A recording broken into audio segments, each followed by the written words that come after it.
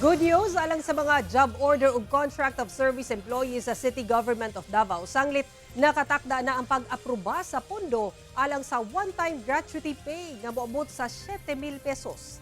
Nakatakda na nga ipasa sa third and final reading sa Davao City Council. Una papirmahan kang Davao City Acting Mayor Baste Duterte ang ginaduso nga ordinansa alang sa 916 million pesos nga supplemental budget number 1. Ang pondo alang sa gratuity pay nga moabot sa tag 7,000 pesos sa job order ug contract of service employees sa City Government of Davao. Lakip na sab ang alokasyon alang sa edukasyon, social services ug environmental programs sa syudad. Ang kwalipikadong empleyado nga nakarender og trabaho at least 4 months of service hangtod December 15, 2024 ang makadawat og 7,000 pesos gratuity pay.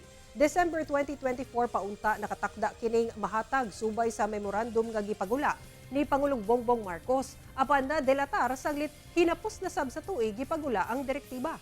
Busa na desisyonan sa city government nga dili una kini patuman aron malikayan ang duda sa katawhan nga gamiton ang kwarta isip payout una ang eleksyon.